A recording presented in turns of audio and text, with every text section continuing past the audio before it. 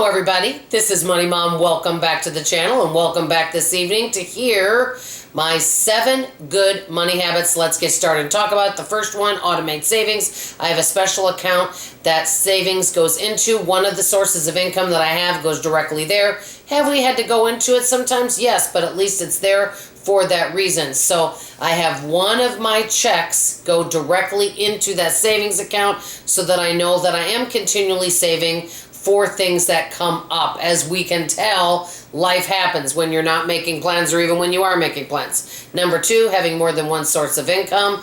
I really think that's important because if one source of income dries up, you've got another backup, and I'm always thinking about ways to make money. And that way you don't put all your eggs in one basket. At least this works for our family. Number 3, planning ahead for large expenses. Example, house taxes. Our home is paid off. I know that house tax bill is going to come in the fall. I can't just not plan for it, not have money in savings. Yes, I could use my emergency fund, but I have a special savings account that I put money in there for that. So now in the fall, when I start getting my house tax bills, I'm going to have that money ready. And as a matter of fact, right after I pay them, I'm going to start putting money back into that account so I'm ready for the next year for when I have house taxes. So constantly planning ahead for things. Number 4, living a debt-free lifestyle. We've been blessed to be debt-free.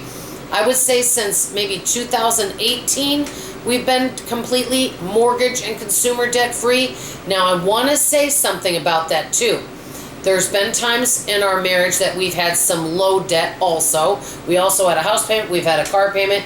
We haven't had credit card debt, but we've done like 12 months no interest. Sometimes debt happens, and there's no shame in that. Like I said, life happens. You might have a whole bunch of medical bills that come up, and you just simply don't want to wipe out all of your savings to pay them. That's where we can plan ahead, and sometimes you can't plan ahead.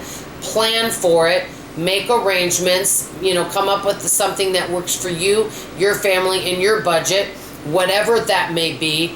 But sometimes debt does happen, and that's when you need to kind of regroup and figure out what's going to work for you. So I want to mention that also. Number 5, if I overspend or I go a little crazy, which I can do at times, I do pull the reins in. Example, I notice when I go to certain stores, they're more of a temptation, like the Dollar Tree. I go once a month, but last time I went, I spent a little bit more than I should have spent. And that kind of, got me to thinking, you know what? Going to the Dollar Tree, even once a month, is not always a need. I'm going to do a no-spend Dollar Tree for the month of August. And I put myself on a no-spend for the rest of July. So I'll basically have about 7 weeks where I will not be going there, and that will definitely save me money. So I pull the reins in, which is really, really good. And so I learned from some of my mistakes. Number 6, I work on educating myself and learning from other frugal people.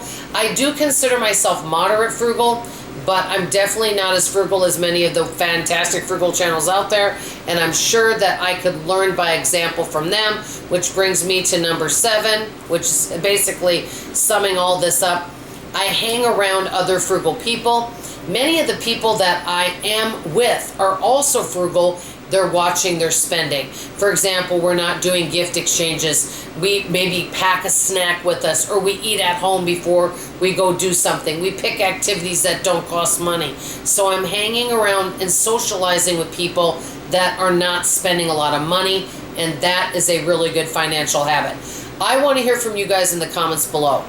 We have bad spending habits, and we have good spending habits. What are some of your good spending habits that you could share with the group?